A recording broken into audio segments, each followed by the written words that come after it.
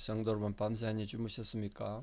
복된 새날이 밝았습니다. 찬양 드리며 하나님 예배자로 나가겠습니다. 406장 예전 찬송 464자입니다. 고난 내 영혼 편히 쉴 곳과 406장 찬양 드립니다.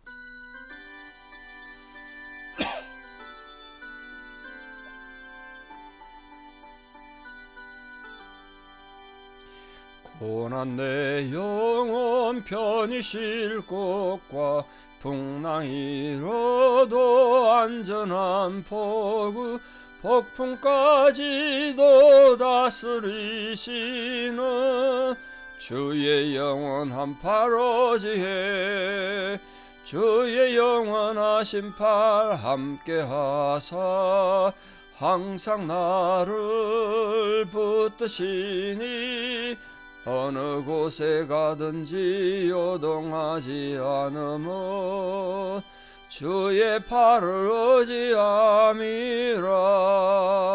세상 친구들 나를 버려도 예수 늘 함께 동행함으로 주의 은혜가 충만하리니 주의 영원한 팔 의지에 주의 영원하신 팔 함께하사 항상 나를 붙드시니 어느 곳에 가든지 요동하지 않으면 주의 팔을 의지함이라. 나의 믿음이 연약해져도 미리 예비한 힘을 주시며 위태할 때도 안보하시노 주의 영원한 팔 의지에 주의 영원하신 팔 함께하사 항상 나를 붙드시니 어느 곳에 가든지 요동하지 않으면 주의 팔을 의지함이라. 능치 못한 것 주께 없으니 나의 일생을 주께 맡기며 나의 모든 짐 대신 지시는 주의 영원한 팔 의지에 주의 영원하신 팔 함께하사 항상 나를 붙드시니 어느 곳에 가든지 요동하지 않으면 주의 팔을 의지함이라. 아멘. 함께 사도신경으로 신앙 고백 드리겠습니다. 나는 전능하신 아버지 하나님 천지의 창조주를 믿습니다. 나는 그의 유일하신 아들 우리 주 예수 그리스도를 믿습니다. 그는 성령으로 잉태되어 동정녀 마리아에게서 나시고 본디오 빌라도에게 고난을 받아 십자가에 못 박혀 죽으시고 장사된 지 사흘 만에 죽은 자 가운데서 다시 살아나셨으며 하늘에 오르시어 전능하신 아버지 하나님 우편에 앉아 계시다가 거기로부터 살아있는 자와 죽은 자를 심판하러 오십니다. 나는 성령을 믿으며 거룩한 공교회와 성도의 교제와 죄를 용서받는 것과 몸의 부활과 영생을 믿습니다. 아멘. 2025년 7월 4일 오늘 독립기념일이네요. 금요일 새벽입니다. 하나님 주신 말씀 누가복음 23장 44절에서 56절입니다. 누가복음 23장 44절에서 56절 봉독에 올리겠습니다. 누가복음 23장 44절입니다. 때가 제60쯤 되어 해가 빛을 잃고 온 땅에 어둠이 임하여 제90까지 계속하며 성소의 휘장 한가운데가 찢어지더라. 예수께서 큰 소리로 불러 이르시되 아버지 내 영혼을 아버지 손에 부탁하나이다 하고 이 말씀을 하신 후 숨지시니라. 백부장이 그 된 일을 보고 하나님께 영광을 돌려 이르되 이 사람은 정령 의인이었도다 하고 이를 구경하러 모인 무리도 그 된 일을 보고 다 가슴을 치며 돌아가고 예수를 아는 자들과 갈릴리로부터 따라온 여자들도 다 멀리 서서 이 일을 보니라. 공의 의원으로 선하고 의로운 요셉이라는 사람이 있으니 그들이 결의와 행사에 찬성하지 아니한 자라. 그는 유대인의 동네 아리마대 사람이요 하나님의 나라를 기다리는 자라. 그가 빌라도에게 가서 예수의 시체를 달라 하여 이를 내려 세마포로 싸고 아직 사람을 장사한 일이 없는 바위에 판 무덤에 넣어두니 이날은 준비일이요 안식일이 거의 되었더라. 갈릴리에서 예수와 함께 온 여자들이 뒤를 따라 그 무덤과 그의 시체를 어떻게 두었는지를 보고 돌아가 향품과 향유를 준비하더라. 아멘. 예수님 마지막 죽으심과 예수님 장례식에 대한 기록이 됩니다. 예수님께서 금요일 아침 9시쯤에 십자가 못 박히셨거든요. 그게 이제 이 당시 시간으로는 3시입니다. 3시. 근데 6시쯤 됐다니까 지금 시간으로 하면 정오쯤 되는데 땅이 빛을 잃었다. 해가 빛을 잃었다. 온 땅이 어둠이 임했다. 이렇게 되어 있습니다. 그리고 성전 내 성소의 휘장이 가운데가 찢어졌다. 그렇게 기록되어 있습니다. 예수님 죽으실 때 아직 죽기 직전에 사실은 예수님 십자가에 달리셔서 아직 운명하시기 직전에 일어난 초자연적인 현상을 말합니다. 예수님 오전 6시에 달리셔서 오후 3시쯤에 돌아가셨습니다. 9시간쯤 십자가에 달리신 거죠. 자, 죄송합니다. 3시에 달리셨으니까 9시 달려가지고 오후 6시까지 그렇게 십자가에 달려 계셨습니다. 근데 해가 빛을 잃었다는 건 다른 번역본들은 태양이 붕괴돼서 흑암이 땅을 덮었다 뭐 이런 식으로 태양이 붕괴됐다 이렇게 번역한 성경도 있습니다. 태양이 어두워졌다 그렇게 번역하는데 이 해석이 두 가지로 볼 수 있습니다. 진짜 이 어둠이 이 천문학적인 기이한 현상으로 해에 이상이 생겼다 이렇게 보는 견해도 있습니다만 또 이런 천문학적 현상이 아니고 예수님 죽으심에 대한 슬픔을 강조한 사건이다. 뭐 그렇게 해석하기도 합니다.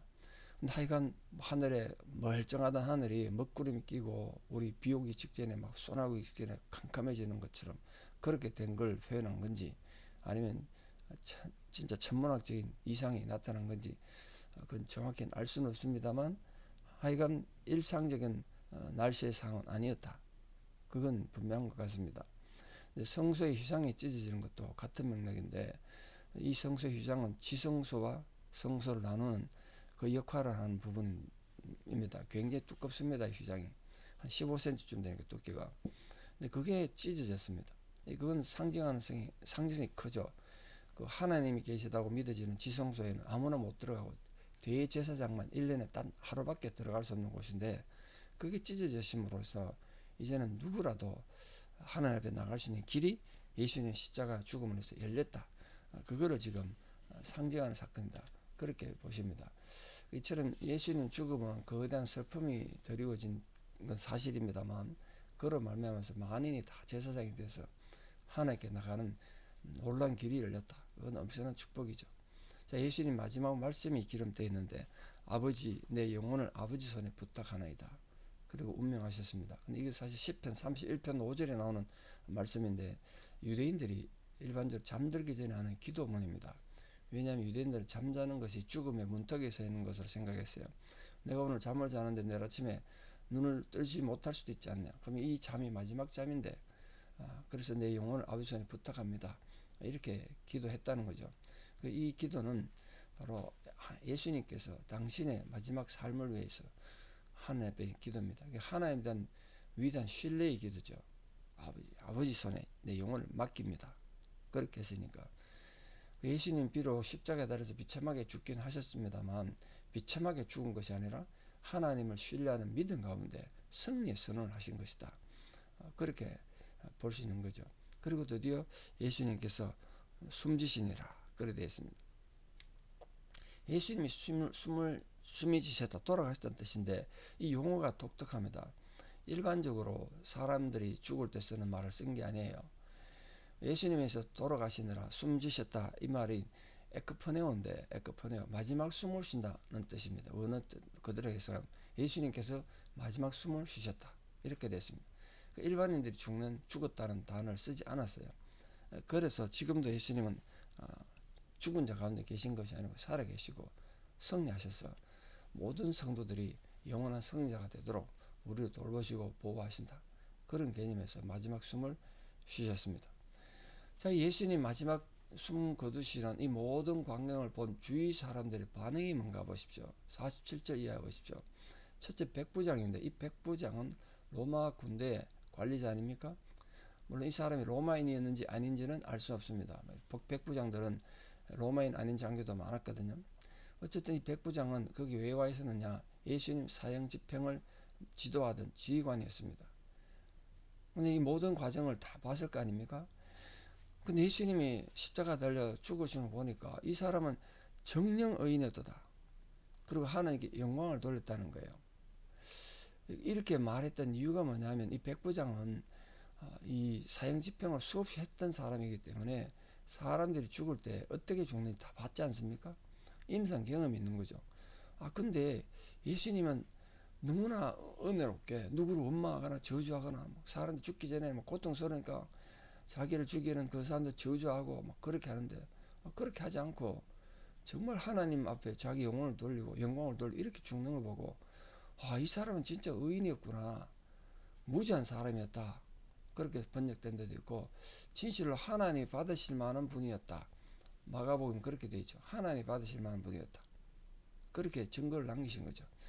저도 소망합니다. 우리 마지막 죽음이 언제 어떻게 될지 누구에게 찾아올지 모릅니다만 우리 마지막 호흡조차도 하나님의 영광을 드러내는 그런 삶이 됐으면 참 좋겠다. 이런 기도를 아마 누구나 할 텐데 그 기도를 합니다. 그러니까 일반적으로 이 다른 유대인들과 달리 이 백부장의 돌같이 굳은 마음도 예수님 죽음이 깨뜨리신 거죠. 감동을 준 겁니다. 그 예수를 아는 자들과 갈릴리에서 온 여자들은 자신들의 신분에 노출될까봐 또는 자기도 그런 불행을 당할까봐 겁이 나서 그랬는지 가까이 오지 못하고 보니까 멀리 서서 이 일을 봤다. 이렇게 돼서 멀리 서서. 우리가 주님 멀리 서면 안 되는데 이 여자들도 두려웠겠죠. 그럼 다 이해할 수 있습니다. 멀리 서서 예수를 보다 보니까 예수님 돌아가셔도 장례 지낼 생각을 아무도 못한 겁니다. 그때 뜻밖의 인물이 등장합니다. 공회의원 사내들인 공회의원이었고 성품이 선하고 의로운 사람 아리마대 사람 요셉이 등장했습니다. 이 성경에 하면 이 사람은 예수님을 사형시켜야 된다고 하는 사내들의 판결에 찬성하지 않았던 사람이고 하나님 나라를 기다리는 자였다. 하나님 나라를 기다렸다는 표현은 하나님 예수님께서 가르치셨던 하나님 나라 천국에 대한 복음을 믿었다는 겁니다. 그래서 마가복음에서는 거기도 이 요셉이 나오는데 존귀한 공의원이다. 마태는 부자다. 이렇게 표현됐는데 누가는 그런 것보다는 도덕적 성품을 강조를 해서 성품이 선하고 의로운 사람이었다. 그렇게 그를 묘사합니다. 그 마태와 요한은 이 아리마대 요셉도 예수님이 제자였었다. 그러나 자기가 예수 제자인 것이 드러날까봐 그게 무서워서 숨기고 있었다. 이렇게 표현하고 있습니다. 어쨌든 아리마대라는 지역의 출신인 요셉이라는 거죠. 아리마대가 어디냐면 성경 속에 구약 성경 속에 유명하게 등장하는 라마다임 소빔이라는 곳입니다. 라마다임 소빔. 라마다임 소빔이 왜 중요하냐면 그 구약 성경 유명한 선지자 사무엘의 고향입니다. 사무엘의 고향. 사무엘이 태어난 곳이 라마다임 소빔입니다. 그 지역 출신이다. 그런 영향도 있겠죠. 그러니까 아리마대는 이 사무엘과 같은 그런 혈통에서 경건한 그런 사람이었던 것 같아요. 자, 예수님 제자들이 모두 달아나고 부인하고는 이런 상황에서 사내들인이 선고한 사형수 시체를 빌라도에게 시체를 달라고 그래서 장례식 했다는 건 굉장한 용기입니다. 당시 문화에 보면 전부 다 목이 달아날 수 있는 상황입니다. 왜냐하면 일반적으로 이 로마인들은 십자가 처형한 사람들은 장례식을 치르지 않습니다. 원래 그냥 달아두고 독수리나 맹수들 밥이 되게 하는 겁니다. 그래야 다른 사람들에게 모범 다른 사람들 표본이 되잖아요. 두려움이 증거가 돼서 잘못하면 그렇게 시체를 달라고 장례식 지나겠다는 건 사내들인 공예에 대한 반발이고 로마 정권에 대한 반발로 볼 수 있기 때문에 굉장한 용기가 필요하고 예수님에 대한 사랑이 없으면 할 수 없습니다. 요즘도 불의를 진리로 가장해서 진리를 왜곡시킨 자들 있지만 그러나 그 불의에 맞서서 그게 아니라고 외칠 수 있는 그런 주님 제자가 되어야 되지 않겠습니까? 어쨌든 아리마대 요셉의 용기로 인해 가지고 아마 예수님 시체를 빌라도가 내어준 것 같습니다. 뭐 빌라도 입장에서는 예수님이 죄가 없이 죽은 것을 알았기 때문에 그랬을 수도 있죠. 예수님 시체를 세마포에 싸서 바위에 판 무덤에 안치했습니다. 그 일반적인 이 십자가 처형에 당한 죽은 사람과 달리 예수님은 당일에 장례식을 한 겁니다. 원래 유대인들은 사람이 죽으면 그 당일에 장례를 합니다. 물론 로마인들은 화장을 했습니다만 유대인들은 화장하지 않고 유대인의 관습을 따라서 몸을 세마포로 싸서 바위에 판 가족묘 같은데 표현에 하면 아무도 쓰지 않았던 그런 무덤이라고 다른 성경에 되어 있는데 가족묘를 디귿자로 바위를 파가지고 거기에 청청 만들어서 시신을 갖다 두는 그런 곳입니다. 요한복음에 하면 그 무덤이 동산에 있는 무덤이었다 이렇게 표현한 거 보면 동산에 있는 무덤은 굉장히 부유층이 사용하던 무덤입니다. 그러니까 요셉의 이 거룩한 행위는 베드로 보시죠. 내가 오게도 주와 함께 갇히고 죽는데도 가기를 원합니다. 이렇게 열정적으로 입으로는 고백했지만 예수를 부인하고 도망갔던 그런 제자들의 배신 행위와는 달리 평소엔 조용했습니다. 뭐 공개적으로 예수를 인정하고 그러진 않았지만 정말 위급한 상황에서 주님을 위해서 나섰던 용기 있는 신앙인이었다. 그러니까 그때나 지금이나 신앙은 말로 하는 게 아니라 행동으로 직접 실천하는 그런 성도, 그런 신앙이 되어야 되지 않겠습니까? 자, 이 예수님 장례식 한 날이 언젠가 보십시오. 금요일 아침 9시에 달리셨고, 그 로마 시간으로 3시에 달리셨고, 지금 거의 오후 3시거든요. 오후 3시란 말이고, 오후 6시면, 금요일 6시면 이 6월절이 시작됩니다. 지금 예배일인데, 안식일을 준비하는 날인데, 그 안식일은 그냥 안식일이 아니라 6월절입니다. 6시 넘어가면 장례식 못 치르는 거예요.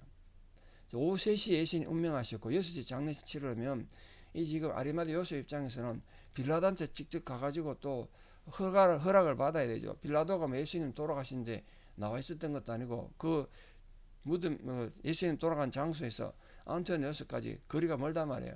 막 뛰어가가지고 허락을 받아야 됐다. 그게 얼마나 다급했겠습니까? 시간적 여유가 없었단 말이에요. 그러면 향유를 바르거나 일반적인 장례식 절차를 할 기회가 없어서 그냥 향유도 못 바르고 시체에 향유를 발라야 되는데 세마포만 싸가지고 서둘러서 그냥 안식일 6월절 시작되기 전에 무덤에 서둘러 안치한 겁니다. 그걸 지금 아리마대 요셉 했다는 건 대단한 거죠. 안 그러면 예수님 장례식도 못 치르고 독수리 와서 시체 뜯어먹는 그런 상황이 벌어질 뻔했지 않습니까? 그 얼마나 끔찍한 일입니까? 그게 오늘 이 아리마대 요셉 또 여인들이 향유를 준비했다 그 표현되어 있는데 우리에게 던지는 질문이 있습니다. 너는 예수를 위해 지금 무엇을 하고 있는가? 아리마대 요셉은 이렇게 위급한 상황에서 목숨을 걸고 용기를 다해 주님의 마지막 가는 길을 섬겼는데 너는 주님을 위해 뭘 하고 있는가? 나는 너희를 목숨을 주었고 너 나를 위해 뭘 주느냐? 그런 찬송도 있지 않습니까? 오늘도 주님께서 그걸 물으시는 그 물음 앞에 여러분 솔직하게 그리고 당당하게 올바르게 고백할 수 있는 예수 제자가 다 되시기를 주님의 이름으로 축원합니다. 기도드리겠습니다. 하나님 앞에 당신의 목숨을 맡기고 오늘 주님께서 이렇게 운명하셨습니다. 세상은 어둠에 갇혀 있었고 태양도 빛을 잃었습니다. 이 어둠 속에 주님이 운명하셨지만 그러나 그 속에는 하나님의 엄청난 사랑이 숨겨져 있는 것을 우리가 압니다. 하나님께 당신의 영혼을 부탁하시고 운명하신 이 예수님 마지막 죽음을 우리가 깊이 생각합니다. 우리의 죄를 위하여 이렇게 예수님께서 비참하게 죽임을 당하셨습니다. 그 와중에 아리마대 요셉은 용기를 가지고 주님의 장례식을 치르기 위해서 최선을 다했습니다. 짧은 시간에 6월절이 되기 전에 예수님 장례를 치르기 위해 아리마대 요셉이 얼마나 분주하게 마음 초조하게 다니고 그 장례를 치렀을지 생각해 보면 우리의 살아가는 삶 속에 정말 우리가 주를 위해 무엇을 하고 무엇은 어떤 헌신을 하는지 우리 자신을 잘 돌아보는 저희들 되게 도와주시옵소서. 우리도 최선을 다해서 긴급한 상황 속에서도 주를 위해 내 몸과 마음과 뜻과 정성을 드리는 거룩한 성도로 살게 하여 주시옵소서. 이제는 우리 주 예수 그리스도의 은혜와 하나님 아버지의 만극하신 사랑과 성령님의 위로 교통 역사하심이 오늘도 주님 앞에 나와 나를 위해 죽으신 주님의 은혜와 사랑을 기억하고 내 모든 것을 주님 앞에 드려 주를 섬기기를 결단하는 사랑 성도님들의 아름다운 신앙 고백 위에 또 우리 사랑 모든 자녀들 삶 위에 지금도 주님의 은혜가 필요한 고난과 고통당하는 또 병상에 있는 어려운 성도님들 위해 이제부터 영원토록 함께 하시옵기를 간절히 축원하옵나이다. 아멘. 예, 여러분 내일 토요일 올 이번 달 에베네셀 날입니다. 또 주일 성전에 많이 오셔서 예배도 드리시고 교회도 청소도 함께 하시고 또 식사도 열심히 준비하고 있으니까 오셔서 함께 식사하시고 친교하시면 좋겠습니다. 감사합니다.